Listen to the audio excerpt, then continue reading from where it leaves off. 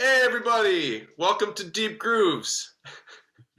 Ken's laughing because we just recorded like 15 minutes and I fucked up the recording thing. I'll bleep that out. So to catch everybody up, we got a couple announcements. So first of all, subscribe to the channel. Subscribe. Why haven't you subscribed yet? What are you doing with your life? It's free. It's free. Anyways, uh, And we it's got a entertaining. and it's entertaining and it's Sometimes, educational. Um, sometimes it's entertaining. Yeah, it's either entertaining or it's educational. At best, it's amusing. At worst, it's amusing. So we've got a big announcement. We've been working for like a year, and we've been talking for longer than a year, but we've been actually working for a year on a CD, and it's finally here, and it's called Maple Avenue. And oh, so today we're talking about world music, and this is fitting because there's a lot of world influence. In addition to, I contribute a lot of, single note jazz stuff. Ken creates these gorgeous, lush environments with his fingerstyle playing, and we each wrote a bunch of the music on here. But there's some Indian influence, some Japanese influence, some Spanish influence. Um, that's probably it for the world stuff. Um, but And all, tell, all over the tell them place. why it's titled Maple Avenue. All right. So what happened was when you record stuff on voice memos, uh, if you don't label it something, it just labels it as where you are. So I sent Ken a voice memo of a piece that we had wanted to do, which ended up being the second track on the album. And he calls me up. He goes, "I love that Maple Avenue track. We got to name the title that." And he goes, "What the heck are you talking about?" He goes, "The Maple Avenue. You sent it to me yesterday." And it was because I was doing it at my parents' house on Maple Avenue. And Ken also grew up on Maple Avenue, so it was Yeah. fitting. So I grew up on one end of Maple Avenue. You grew up on the other end. Yeah, so there's actually a picture of it inside.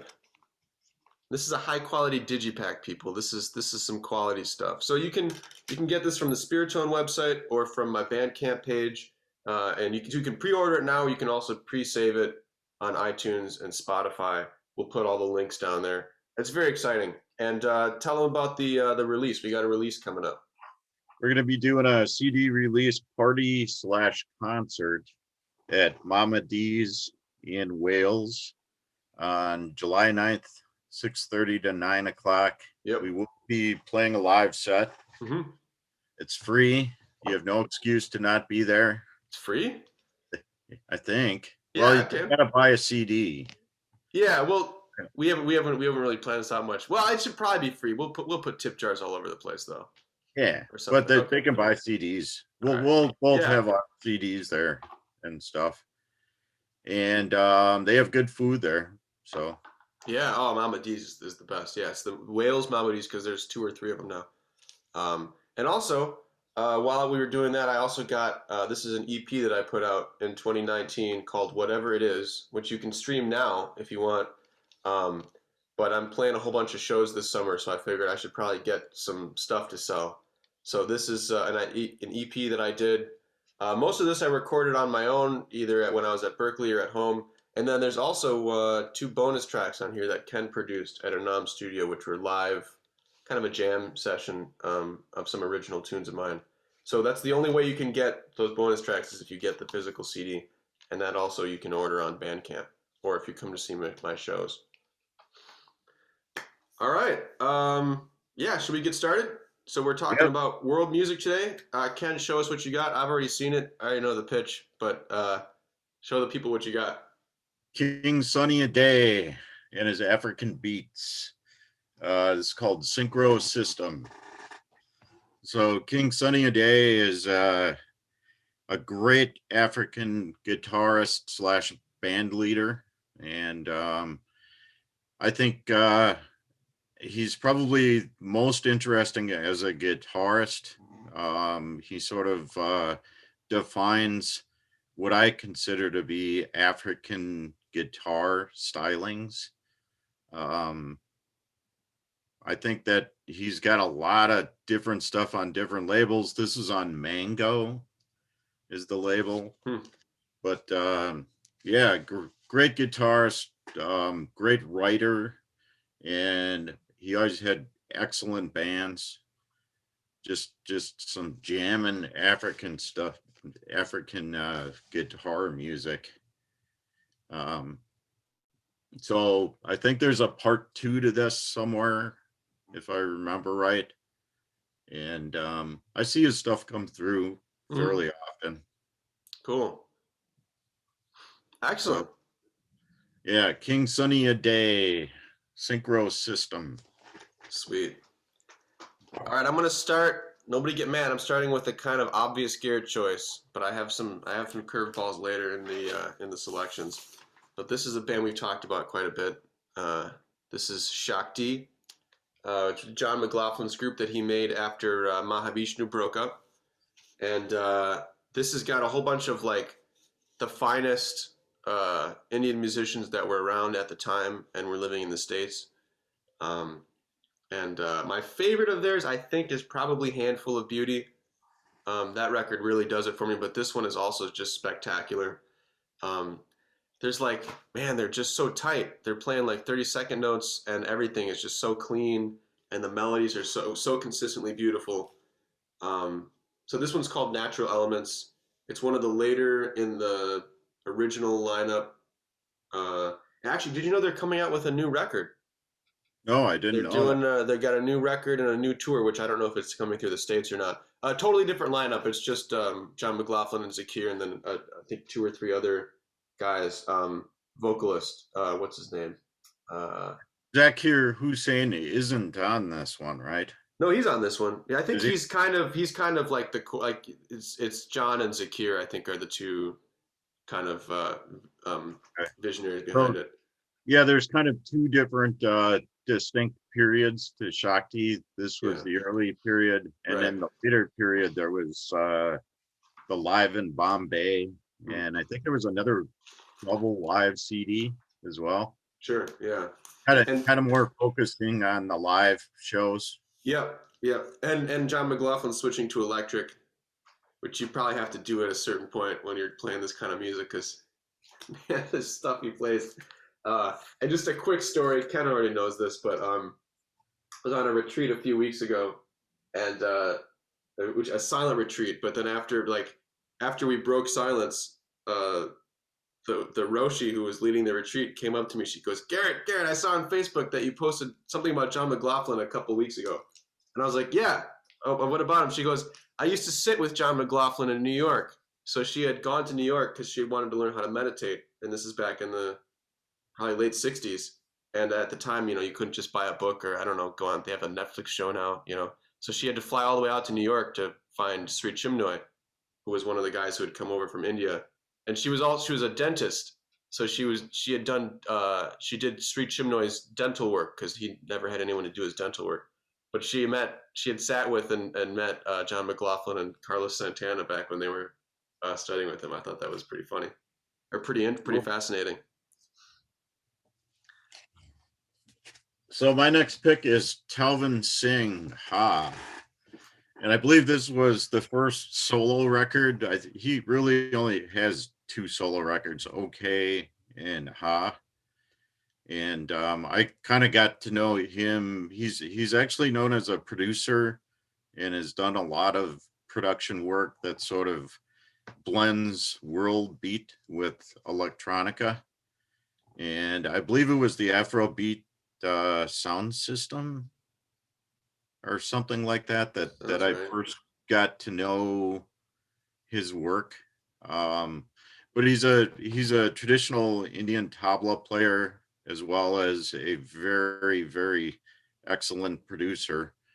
Um, this one kind of does sort of sway more into the electronica stuff, which isn't something I really listen to a lot of, but blended with the world beat influence, it's really interesting. I mean, he's really he's one of those guys, he kind of pushes the boundaries like as far as they can be pushed. And his stuff is really really teethy and innovative, Yeah. you know. Um and Actually, the first Telvin Singh record I bought in a electronica shop.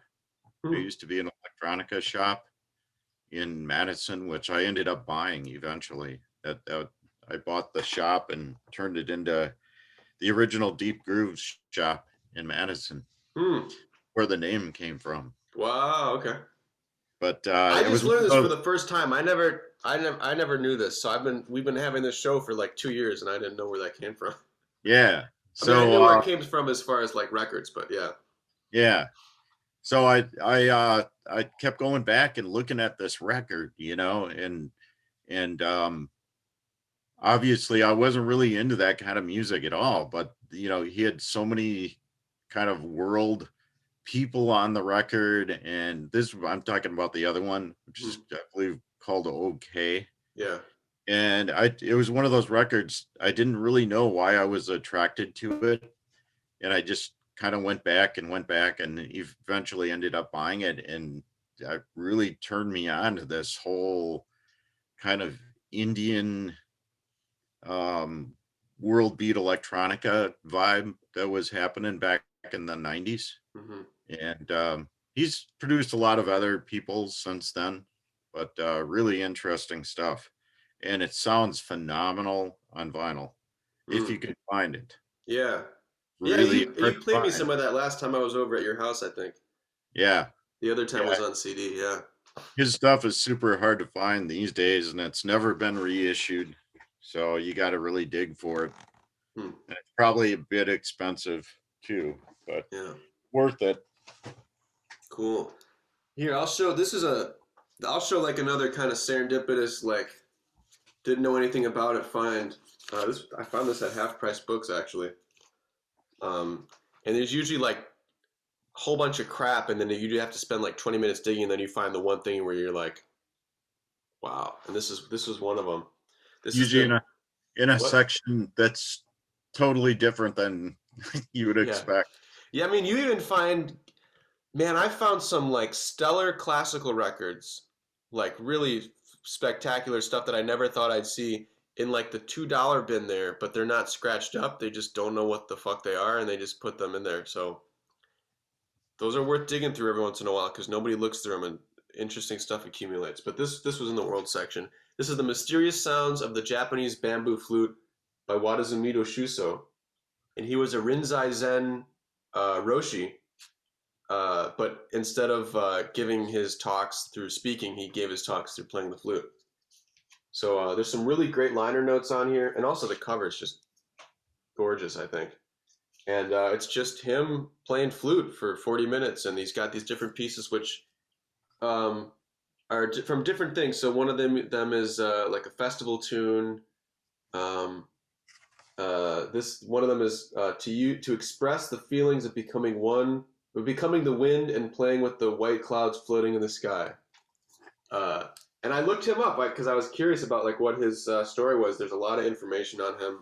I think there's like a whole database of all his recordings and some of his talks that he's done, his philosophies on how the breath and flute playing relates to Zen. So this was a great find. This is one of my favorite records for sure.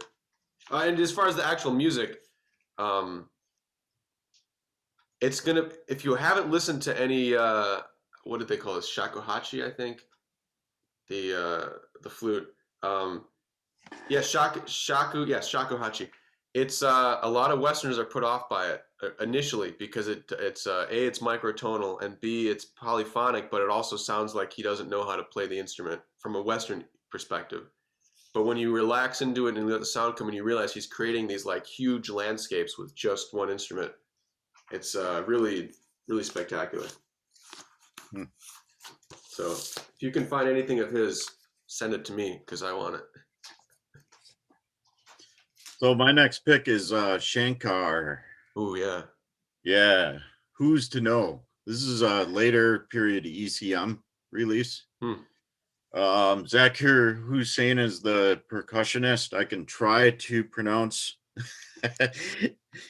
Umyal Pern K. Savarnan and V. Lakshamariana. something like It's a that. valiant attempt. It's good. It's good because these guys are great musicians and they deserve to be mentioned. It's just that Yeah. our tongues can't do it. So Shankar is known for the 10-string double violin, and that's the instrument that's featured on here. Um, there's the instrument, Hmm. and I believe Shankar played with Shakti. Yep, he was on the record I just showed. Yeah. Yep, and he's played with well, he's been on a lot of ECM sessions over the years. ECM was one of those labels. They were kind of known for jazz fusion, but they did cross into world beat kind of stuff or world fusion a lot. So you'll find them on a lot of ECM records. But really interesting stuff. Indian based, obviously. The title is well, the subtitle is Indian classical music. So it's traditional, but it's kind of a very well recorded, slightly more modern version of traditional classical music. And the 10-string violin is a very compelling instrument if you haven't heard it. Yeah, I don't think I've heard that. I think I've just heard him playing regular, straight up violin with Shakti, so I'll have to check that out. This was another find of I didn't know what this was, but I was looking for a record like this for a while. This is Songs and Dances of Morocco. This was also a half price books find, believe it or not. But not the one on Blue Mountain. Um, but this is yeah, Moroccan music. If you haven't checked out Moroccan music is incredible because it's kind of a hub where a lot of traveling passed through historically. So you get some Spanish music, some Indian music, some Arabic music, and some African, like maybe West African or well, all over. So because everybody was moving through it, so you get these really deep rhythms and also these just incredible melodies that a lot of it's Arabic and a lot of it's African, but then you get some Spanish stuff as well. So it's very rich music and it's also very spiritually deep music. Some of this, I mean, some of this is more, what do they call it? Secular, but they also have, because of the Sufi tradition, the music is very an important part of the culture. So this is just a random one I found, which is by Arion, the label which I hadn't heard of, and it has a real field recording vibe. You can hear people talking and walking around and just like kind of having a good time, but it's also very high quality sound and just epic liner notes. Really, really fantastic. I always appreciate that on world music records because I want to understand what I'm listening to. So if you can track this guy down, I highly recommend it. It's a really, if I'm like doing laundry and I don't really feel like doing it, I'll just put this record on because it just makes me so hyped. Or I'll just dance to it. So another ECM Ooh, session. Got some weird glow happening. yeah. Anyway, this is one of the few Zakir Hussein solo records. Hmm. Put out on ECM. John McLaughlin is on here. Jan Garbarek is also on here. Wow. The other guy, Harprasad Oh, Chorizo. Chirisia. Something Is like that? that. I Yeah. yeah. Something Yeah. along those lines. Sorry, Hari Great, Prasad. We're fucking ignorant and we don't know how to say anybody's name. I'm really sorry. We have mad respect though. great package. Yeah. There's Zakir Hussein's rig on the back there.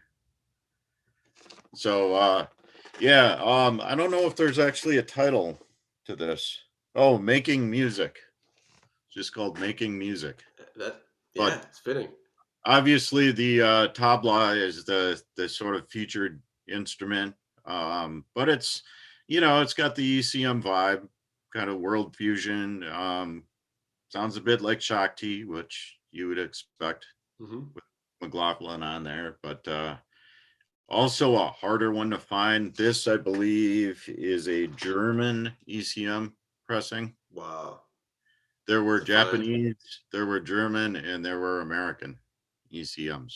Oh, I So didn't know about Japanese ECMs. I mean, maybe yeah, I've I'm got some, but pretty sure I've seen some Japanese pressed okay. ECM. Wow. I guess the German and the US were the most prevalent Yeah. pressings. You see the German ones around, but Yeah. But they're harder to I find.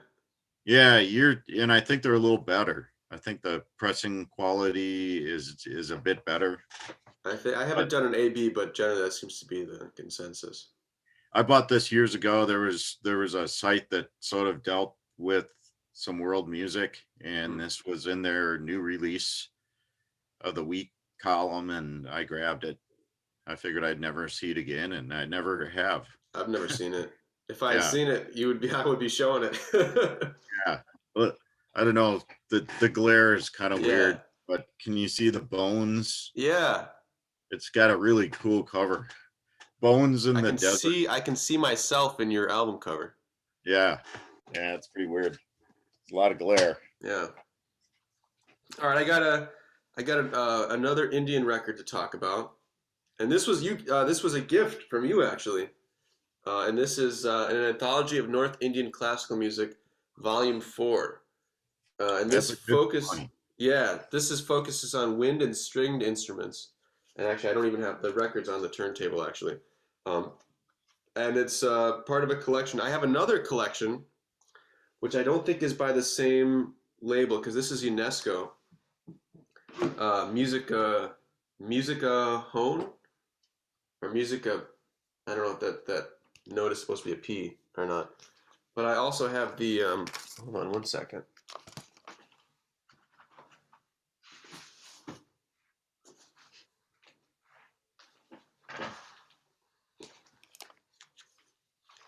Ali This Akbar Khan. Yeah, this one is World Pacific, which I also really like a lot.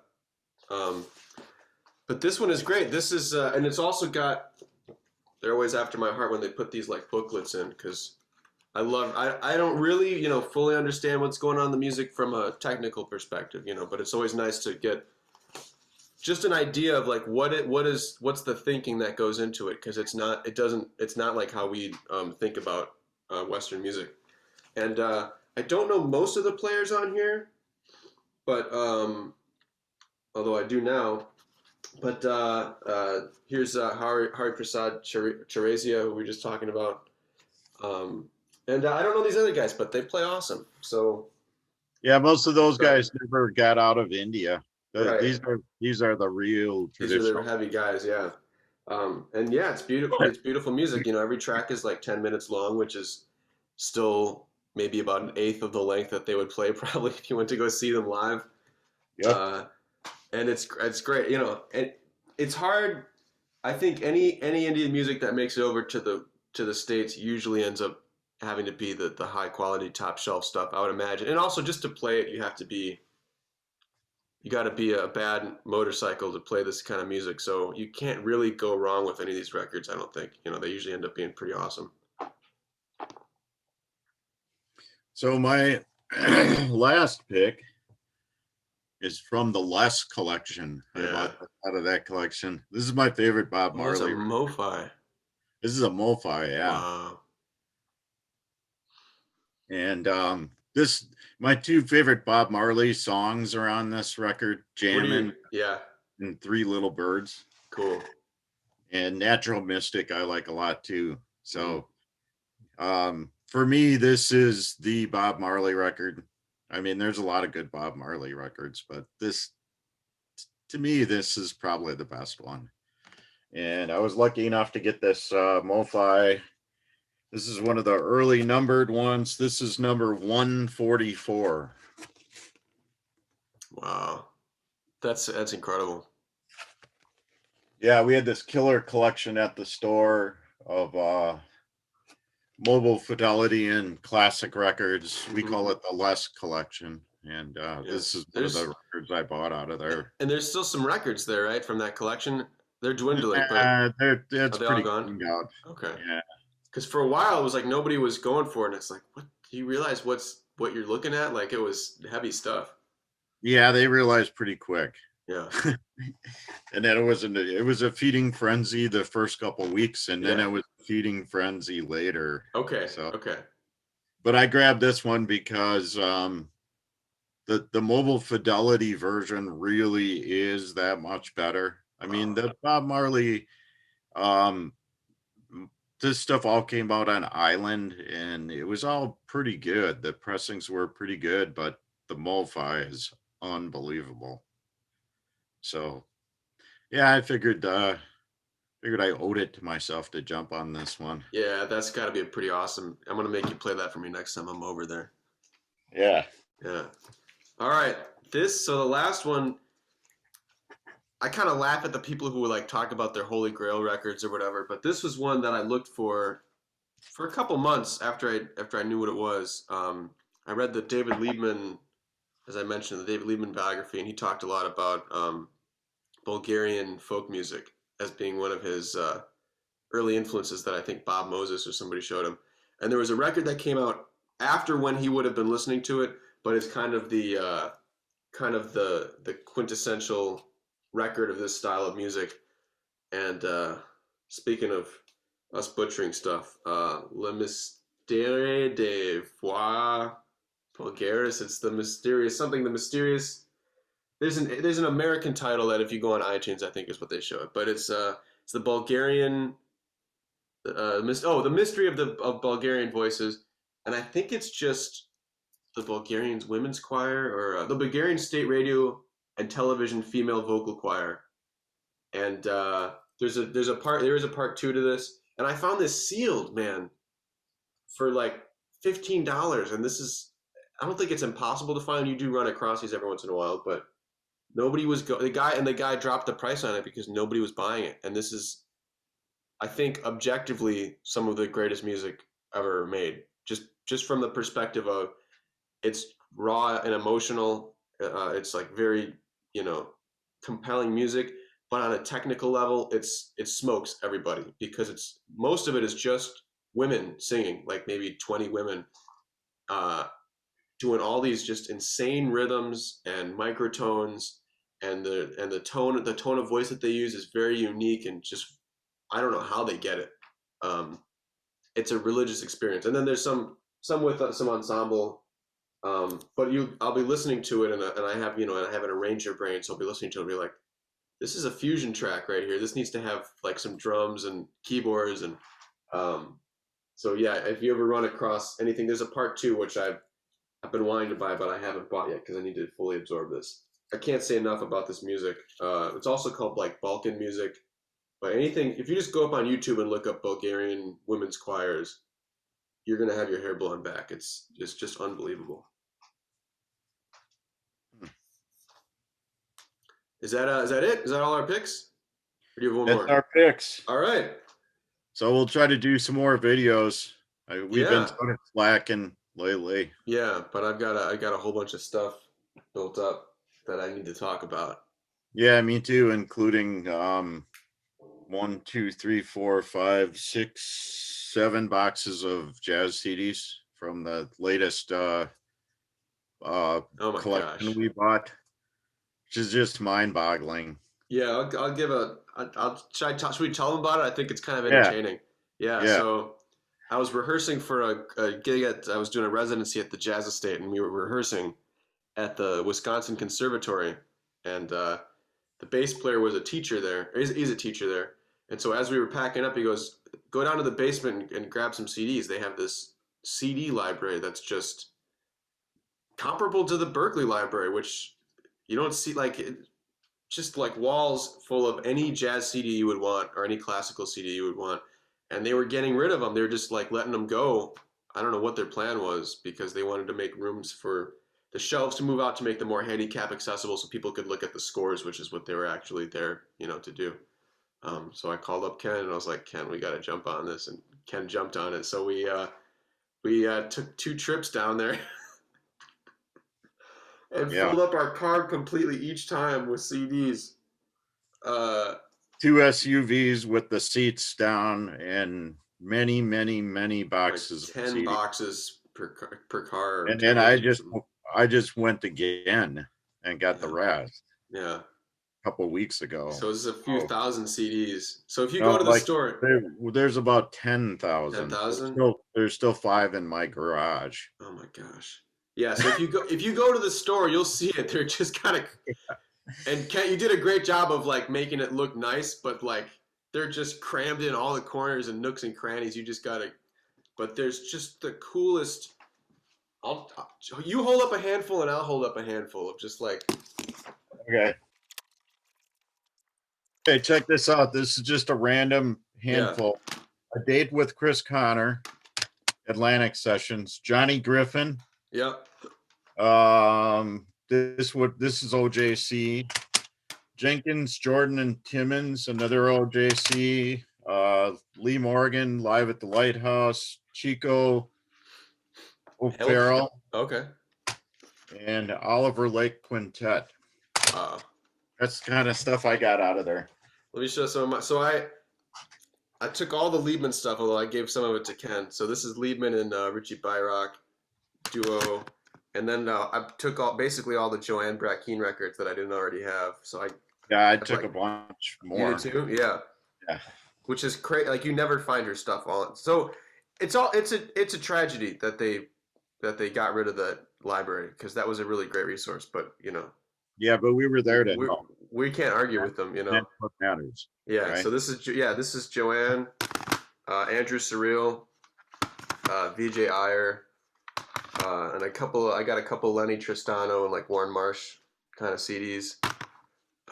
So yeah, like really, yeah, if you're a CD kind of person, first of all, buy our CD. But go down to the store because Yeah, get some of these off of Ken's hands.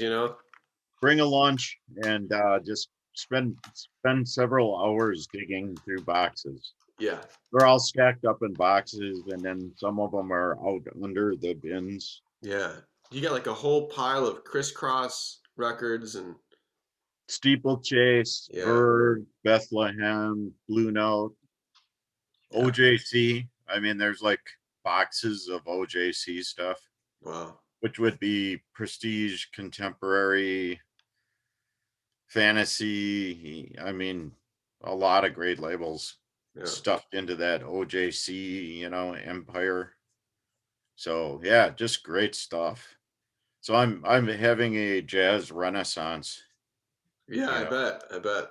know, listening to all this stuff. And Yeah. that's hard to do because I got a lot of jazz. And so there's a lot of stuff I've never even seen that I didn't even know was out. Mm. So yeah, so try to get down to the CD release Yeah. party concert on July 9th, Mama D's in Wales, and buy our CD. Do it. Great Christmas present. Buy several. Yeah. Yeah, It's they're pretty good. limited. It's pretty limited. If you So don't listen to CDs, they make a good coaster. A nice coffee table. yeah, and I also want to point out that Ilga Reek Anderson's images are on both covers. Yeah. So those are images by the artist Ilga Reek Andersons, who died about a year back, and I've used her images on many of my solo CD covers. Hmm. But it's a beautiful CD. Yeah. Yeah, it's really yeah, we did good, I think. I It think we did looks good. good and it sounds great. Yeah, And we had a lot of great guest artists on there and indeed. stuff. So Yeah. Cool. All right. Well, subscribe, come to the store. Um, I'll have make sure I have the record shop info up at some point on the video. But keep listening to music and stay tuned for more Deep Grooves episodes and more information from Paramount Record Shop. Oh, we'll put an email list subscription down at the bottom because we got a really good email list newsletter. All right. Anything else, all right, Ken, or should we? All right. Yep. See you, good. everybody. See ya. Bye bye.